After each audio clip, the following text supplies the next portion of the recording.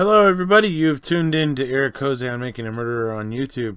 I cover Making a Murderer, Stephen Avery and Brendan Dassey. I cover some other cases at times. I go over the documents, the photos, videos, anything case related. Plenty of videos you can check out, just like the one you're about to see. Hello everybody, how you doing? We're back here today talking about the staircase again. For right now, I have an interest. It kind of drew me in, so you guys may get a few videos about the staircase here. So what we're going to talk about today is, let me first say, a lot of people saw my previous video and were immediately in the comment section telling me how they disagree with me. He's guilty as hell. Okay. I just want to say one thing, and hopefully the comments will come in and a little bit more, a little less snarky and a little more, discussion. I am not saying that Michael Peterson is innocent or guilty. At this point in time, I am not making that assessment, just so that everybody can understand that. Today, what we're going to talk about, whether he's guilty or not, is reasonable doubt. Okay, because that's something that exists. Or at least it's supposed to exist in our legal system / justice system, maybe. Anyway, so what we're going to be talking about is reasonable doubt, and I'm gonna lay it out there. I'm gonna lay it right out there where we can see that there is a truckload of reasonable doubt with this case. And not only that, but we have the shady antics of the Durham County, really. I mean, Deaver, his assistant, that girl, I can't remember her name, the one that does like the happy dance, when they were finally able to get blood to go inside of the pant leg of the shorts there at their little lab where they were doing their experiments. And and she checks and sees that they were able to make it happen, and so she starts doing her little happy dance. I mean, scientists are generally supposed to be fairly unemotional at least when it comes to their experiments. It's an unemotional process. And what disturbed me about that clip is that I see somebody who's kind of in charge there, next to Deaver, and that person was showing a lot of exuberant emotion about as the experts ended up pointing out, when the conviction got overturned and Michael Peterson was given a new trial, the evidence was flawed, the experiments were flawed, their premises were flawed. So you have all of that. That Durham County, in my mind, could have been a little more diligent in trying to explain what happened to Kathleen. Kathleen Peterson, it's very strange, this whole thing that happened in this stairway. It's very odd, and that's what I'm going to go through today. And like I said, I'm not here to try to tell you that Michael Peterson is innocent or guilty today. All I'm talking about today is the reasons why there is reasonable doubt, and it's something that can't be just lightly glanced over, really. There's a certain amount of times when you can catch the state or the prosecution lying or misrepresenting things before it gets to a point where it's just like, what were you guys even doing bringing this, to court? Because if you're having to do so much shady stuff to get your conviction, it suggests to me that instead of bullying their medical examiner, basically Miss Radish, which, by the way, when I say bully her, because she made a note, she actually wrote a note at one point that ended up making its way to Mr. Rudolph, and that note basically says that she did not want to say blunt force trauma, which makes sense when you think about the nature of the injuries. She did not want to say that, but the head medical examiner told her to, or or whatever, maybe exerted some kind of force, but the note clearly says she felt pressure to say blunt force trauma. And I always wondered about that, because when you look at the nature of the injuries to Kathleen Peterson, there is no microfractures to the skull. There's no damage to the brain tissue. There's none of those things. And if Michael Peterson did this in a fit of, homicidal rage, then he wouldn't have been, like, hitting her with kid gloves. He wouldn't have been hitting her with kid gloves. Right? And so that's some of the stuff we're going to kind of just look at here today. And, just take a very, honest look at what happened and some of the circumstances surrounding, and culminating really in the end, I hope, or at least I hope a lot of you will agree with me, culminating in a significant amount of reasonable doubt. So we'll go ahead and we'll get on to it. The first thing we're going to start out with is, if you've watched The Staircase, you remember hearing the prosecution, how they had their officers up on the stand talking about, even the first paramedics that showed up on the scene, talking about how when they got there, the blood was dry, because they were trying to make this seem like it happened much earlier than Michael said, and that Michael stood around for 2 hours because he wasn't sure what to do because he was scared. And that's the whole reason, to my mind, why they try to assert that this blood was dry when the paramedics and when the police got there. But it's not true. It isn't true. They talk about how they knew this because the paramedics didn't even need to put on like special like clothes or whatever to work around Kathleen or whatever, and to pick her up and get her taken out to the vehicle to transport her to the next place, right? So the comment was that none of these people needed to put on special clothing or whatever. Okay, that's not true. Okay, and the reason why we know that is because there was skeletonized blood spatter on one of the steps.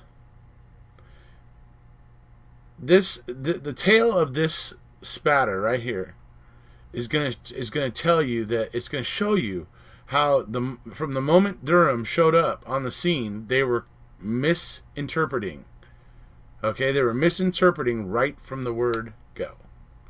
So we're gonna go ahead and move on into it right now. I'm gonna show you some pictures and show you the dishonest nature of the Durham County prosecution, police department, and all that. So we'll move into it now. Okay, so what we're looking at here is the dates on two different pictures. So it's important to show this so that everybody understands, when you look at these two different pictures, how important it is. They're both 12/9/01, 12/9/01. Okay, so these pictures were taken on the same day, the initial day of the investigation, when they were there taking pictures. That's just the important thing to point out when we see both of these. Now, some of you are probably remembering this, obviously, from The Staircase. It was featured in there. These are what the prosecution were deeming as skeletonized blood stains, which proved that a cleanup was attempted by Michael Peterson. So the interesting thing to note about that is just that what they mean by skeletonized, for those who don't remember from the documentary itself, is that you see these little circles where there's like blank spots in the middle, kind of some of these, where the middle's wiped out of them, sort of, kind of like that, right? Those are called skeletonized. What that just means is that there was drier blood around the edges of these blood drops, but the middle was basically wet, right? Okay, So just keeping that in mind. Now remember, the personnel said that they didn't really need to put on any kind of special clothing or anything because all the blood was dry. Just remember, that's what was said. But also remember that the prosecution used only this picture in their presentation to try to say that Michael had tried to clean this up. Okay, so this is a photograph taken by the police or the investigators of the same spot, and as you can clearly see, these spatter marks are all whole. Okay, there's no skeletonization of them. And as they say in the documentary, obviously Michael Peterson couldn't have been in the stairway while they were taking photos and doing their investigation and stuff. He was in a room that was kind of far away from the stairway, or was being taken down to the station to answer questions or whatever. So there's no way he could have been in there to do it. So the only ones who could have made those skeletonized were the officers or the personnel there. Which brings me to the point that I didn't see get really talked about in the staircase, and that is that the prosecution's assertion that the blood was dry for the reason of them that they wanted that to be like more proof that Michael, after killing her, was scared and didn't know what to do, and that's why all the blood was dry when emergency personnel got there. But as we can tell, it wasn't dry. Emergency personnel themselves, be it police or paramedic or whoever, skeletonized some of this blood themselves. So the blood is not as dry as they try to claim it was. And when you see the prosecution doing that, along with fairly significant other shady things, it does make you question the entire whole thing. But that is not the only reason I have questions. Alright, so, the next thing I want to talk about is the lacerations on the back of Kathleen Peterson's skull there, on the back of her head,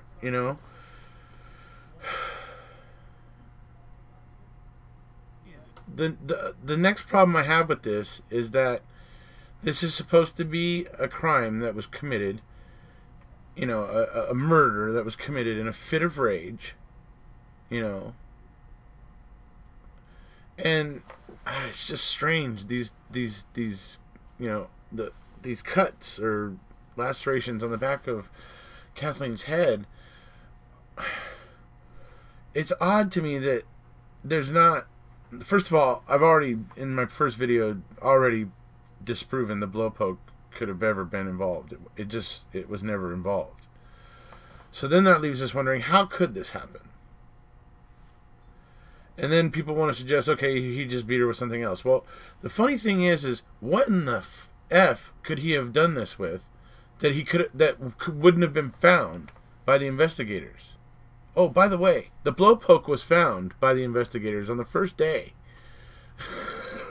when they were there. They actually pulled it out of the garage where it was found by Michael Peterson's son, pretty much right there. They pulled it out, took it out onto the front lawn, and took a picture of it, holding it, and took a picture of it, and then put it back in the garage or whatever. And the prosecution still based their almost entire argument on the fact that he used that blowpoke and it was mysteriously missing. And they knew exactly where it was. And they withheld the pictures of it from the defense so that the defense wouldn't know that they already knew it existed. Yeah, just another little tidbit. But this is where I really wish Durham would have taken some more time to really examine these these cuts or these abrasions on the back of Kathleen's head, because in a fit of rage you don't hit somebody hard enough that you just break the skin. If you're grabbing something and you're hitting them with it, you're hitting them as hard as you can. You're putting every bit of strength into it. That's when your adrenaline starts pumping, you don't half-ass anything. Your adrenaline takes over, and everything is 100%. And so it's very difficult for me to understand how she got these very measured, cuts on the back of her head, breaks in the skin, we'll call it, but no damage to the bone. Like no damage to the skull, and no damage to the brain tissue underneath. And generally, if somebody, big guy who works out like Michael Peterson, hits somebody in the head with something, you're going to see cracks in the skull, and you're going to see some scarring or whatever on the brain, most likely, or some signs of distress on the brain. But they didn't find any of that. So then it just gets me back to wondering, and this isn't because I want to believe that Michael Peterson is innocent. That's really just not the case here. I am really just trying to explain what happened. I can't really explain what happened, so it's hard for me to have an opinion about it. You know what I mean? I mean, how do we explain that? I mean, these very, very serious looking, very, long cuts, and just, this very, very serious looking damage. But it's not deeper. It's literally skin deep. It's weird to me. I don't understand how that happens. Yeah, and that's the biggest problem I have with this, and then we even have the fact, if you watch later on in the final episode of The Staircase, David Rudolph is there telling Michael Peterson that he received a copy of a note that was written by Radish, the medical examiner, and she basically was stating in this note, I don't know exactly what it was from or whatever, but it was somehow made its way to David Rudolph, and she was basically saying that in the beginning she didn't want to say blunt force trauma, that she only did that because of the head medical examiner kind of insisted. So, wow, okay, that makes sense, because I don't see the blunt force trauma here. When you hear them describing the injuries in court, I'm like, how do they come up with blunt force trauma? Because, yeah, so then it leaves you wondering, well, what could do this? What could have done this? How could this be explained? And that's where I'm at this point in time right now, just still thinking, still considering the case, and not making any decisions about it. But what I can say is there is a significant amount of reasonable doubt. There's, to me, a huge amount of it. As I say, I wish Durham, instead of just being so quick to just go after Michael, I wish they would have taken a little bit more time to seriously look at those cuts and stuff on the back of Kathleen's head, and the other things that were found in her hair, and the things that were there, and possibly find another explanation for the precise nature of the wounds that are on the back of her head. And yeah, so like I say, I'm on the fence about Michael Peterson as whether or not he's innocent or guilty, but I am very much in the opinion of the fact that reasonable doubt certainly did exist with this case. And I want to go on to say one other thing. At the end of The Staircase, the end of the 13th episode, the final episode or whatever, after they sign the Alfred plea and it's like it's finally all done and over with, they're actually able to go inside of the judge's chambers and talk to the judge there. And the judge actually said that if it was going to get retried, he was going to deem the Germany stuff inadmissible, which I think is interesting. I honestly am not sure how I feel about the Germany stuff anyway, because when the police came and stuff, he was in his boxer shorts over at his house with his wife, and yeah, and the woman over there had an aneurysm, and so I'm not sure how I feel about all that. But he says he would not have allowed that to be admissible, and he went on to say that he would not have allowed the like gay extramarital stuff. He says that he felt that was too prejudicial against the defendant, And I actually kind of have to disagree on that. I really do. I have to disagree. I think that stuff should be admissible to a jury in a case like this, because to my mind, it has not been proven to me. I don't feel very confident in Michael Peterson's reassurances that Kathleen knew about his, extracurriculars. He says that she did. And he makes one specific reference to how she would joke about it that actually kind of sounds like it kind of could ring true. Maybe. But when it comes down to it, I am not convinced that Kathleen knew about his extracurriculars. And because of that, I believe his secret life and what he was doing and how that could possibly have been a motive that night, I think that would be kind of pertinent, information in my mind. So I would disagree with the judge in this case on that one. I would think that stuff should be admissible if it went to trial again.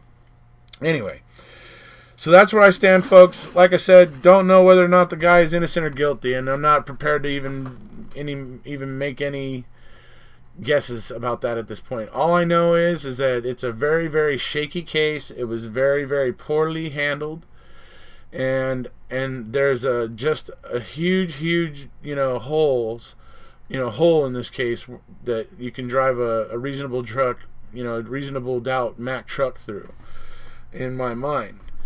But like I said, does that mean I think that Michael Peterson is innocent? I am not saying that. I'm not saying it doesn't mean I think he's guilty yet either. I'm very much just reserving my opinion at this point in time and just really continuing to look at what's going on and evaluate some of the things in this case just a little bit more. And obviously evaluating, Michael Peterson, scrutinizing him, especially when they do the one-on-one interviews with him. There's something about him that I feel like I may come to some realization maybe on the next time I watch The Staircase or something with him. But there's something about the demeanor, something about him that kind of just makes me think it should remind me of something, and I'm like maybe not remembering it, but I don't know. It's just like something roundabout when I watch the one-on-one interviews with him in the show. And like I said, I don't know if he's innocent or guilty, but I gotta say there's a fair amount of reasonable doubt. Not only because the state was creating its own evidence for itself by skeletonizing bloodstains it had already taken pictures of and trying to use that as evidence that Mike had cleaned it up and things like that. But then you have the fact of, how do we explain those wounds on the back of Kathleen's head? What could cause that? And I know for some people the fact that they're there is enough, but for me it's not. The fact that they're there is disturbing, but the fact that they're so specifically not, have absolutely zero appearance of a crime of passion, being committed having been created in a crime of passion. They just seem kind of strange, and that's why I need to kind of look into some things and try to see if there's a way to explain how those kinds of wounds could happen without damaging like the skull and the brain tissue. For me, that's my biggest hurdle at this point in time, that I have to understand how that could happen before I can have a real strong opinion about this case. So but that's about it for today, folks. If you haven't already, please hit subscribe, and we'll see ya.